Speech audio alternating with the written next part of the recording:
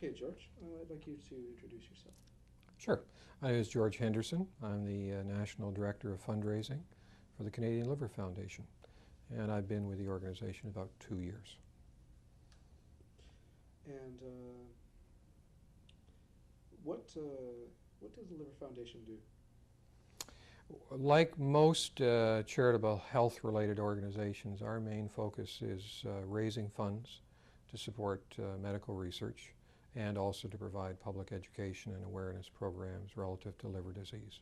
Those are the key factors that we try and meet in our mission through our volunteer network. We have about 30 chapters across the country that deliver these programs. Now, what is liver disease? Is it one disease or is it many? It's many. Unfortunately, there are over 100 different forms of liver disease. Most people will be familiar with the hepatitis form. Hepatitis is liver disease, of course, but the alphabet of hepatitis, A, B, C, D, and E, and I believe there are some possibilities that we may get up to F and G. But liver disease has many different forms. It affects all ages, women and men, and has no pattern in terms of young or old. It seems to strike just about anybody is potentially a candidate to become a liver patient. Their estimates that I have seen suggest there are over 2 million Canadians who are directly affected by liver disease. Statistics that we relate to suggest that at some point in their life, 1 in 12 Canadians will be affected by liver disease. And unfortunately, at the present time, it's the 4th leading cause of death as a result of disease in Canada. So it has a major impact on Canadians and their families. If that's the case, why do you think liver disease doesn't seem to be as high profile in the public mind as AIDS or cancer? It's a good question. Certainly we'd like to have a higher recognition factor. I think it's in part a factor of our age. While we're almost 30 years old, as an organization, our programs have really been focused at the national level for the last 20 years. It's 25 years. It's really only been in the last 5 to 6 years that the Foundation has invested in the development of a chapter network across the country. We have about 30 chapters, as I mentioned.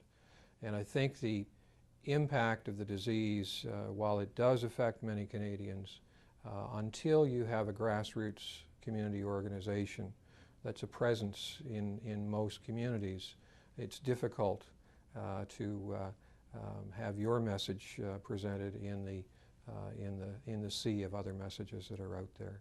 I think also some of the diseases you mentioned have the benefit of some very high-profile individuals as volunteers who are associated with them, and unfortunately they've also seen some very well-known celebrities who have been impacted directly by the disease. So I think all of those things are factors that put us in a position where perhaps the recognition level of liver disease or the problem is not as well known as certainly those of us involved in the liver control movement would like to see. Now, I've heard liver disease described as the hidden disease. Why do you think people would want to hide it? Well, in many cases, unfortunately, one of the myths that most people seem to accept is that liver disease is related to alcoholism. And I think in many cases, because of that accepted myth, and it is a myth because liver disease, there's a cirrhosis of the liver or scarring of the liver is one, but alcoholic cirrhosis is one of the 100 different forms, and it is not a major cause. So I think the stigma associated with if you have liver disease, you must be alcoholic, is part of the reason that many people are reluctant to speak about it. Depending on the type of liver disease, also the way in which it has been acquired is also a difficult one for many people to relate to and speak to publicly. Now, why is this walk that George Marcello is doing important? Well, it's important to us because George wants to do it. He is coming forward as a volunteer, as he has done in the past. He is presenting himself to the public as a person who is not reluctant to speak about his liver disease and the successful transplant that he has enjoyed, so that third-party special events, as we refer to them, or individuals or groups coming to us wanting to do something on our behalf, is very attractive to a volunteer-based organization, because it means essentially they are responsible for organizing the funding and all the various logistics associated with carrying forward their fundraising program. We will do our best to provide support and assistance through our chapter network as he travels across the country, but essentially it's a program that is delivered to us intact and organized and presented by George and those who are prepared to support him. The other key factor that we're very interested in is George is very strongly committed to communicating publicly, improving awareness about liver disease and the things that individuals can do to protect themselves. So anyone who is prepared to support our fundraising activities and certainly prepared to support our public education and awareness messages is someone that we are happy to be associated with. And that's why, as I say, this special event that George is planning is important to us for those reasons. Now, can you comment at all on how George will be raising public awareness about liver disease? Well, I think certainly it is his intention, wherever he may be, as he travels across the country, to speak publicly and to the media in terms of why he's doing what he's doing and his experience with liver disease. So that's my understanding of how he plans to help us create greater awareness and understanding. Why is raising money for the Liver Foundation important? Well, it's the fuel that drives everything. Could you just start again and say money is, or Okay. Sure. Money is what drives all of our operations. We're fortunate to have volunteer support and resources, and that allows us to deliver many programs at cost in a very cost-effective manner. But there's no question that the production of printed materials, the presentation of a staff structure, opening of offices, all of the normal business expenses that one would anticipate and see in a for-profit business are also there in a not-for-profit. So our ability to deliver any program, our ability to continue to promote public education, medical research, is driven by the dollar, and that's why fundraising is a cardinal responsibility of all our volunteers, and certainly one that drives our ability to expand our programs.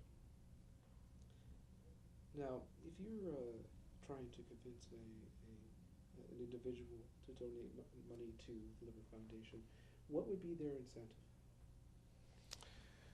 Well, in the case of all charitable transactions, really there is nothing that they will directly benefit from.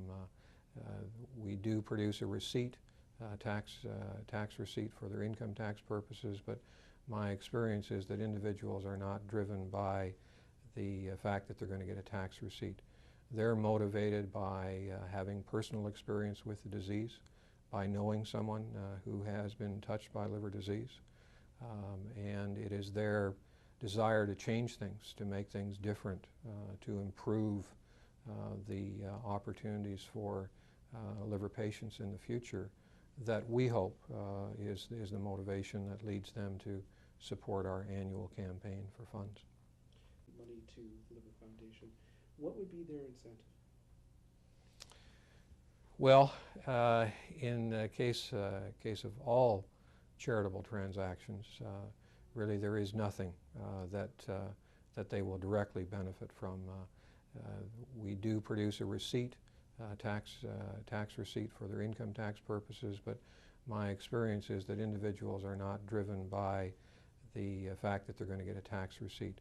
They're motivated by having personal experience with the disease, by knowing someone who has been touched by liver disease, and it is their desire to change things, to make things different, to improve the opportunities for liver patients in the future that we hope is the motivation that leads them to support our annual campaign for funds. And what about corporations? Similar, corporations, of course, are citizens of the community. Their employees and families are part of every community in which they operate, so that there is some ability to impact the lives of their employees and families. Again, same sort of motivation to see things change, to see things improve, to help reduce the incidence of liver disease, improve diagnosis, treatment, all of those things by supporting the Liver Foundation financially will be outcomes. So I think that, again, we refer to corporations as if they're an entity unto themselves, but they're people. And the people who are making decisions regarding charitable donations are affected the way all people are.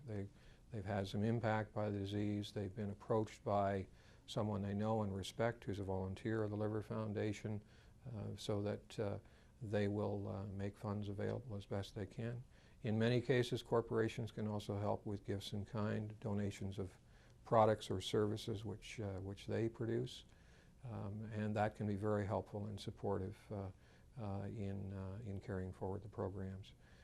Involvement with a walk such as George, a special event which allows a corporation to be actively involved in a community-based program, again, is something that I think many corporations are interested in. Not only are they prepared to provide funds, they're also interested in making their employees and also the public at large, perhaps their customers, aware that they are good corporate citizens and are doing the right thing. Could you tell me a little bit about how you first met George Marcello?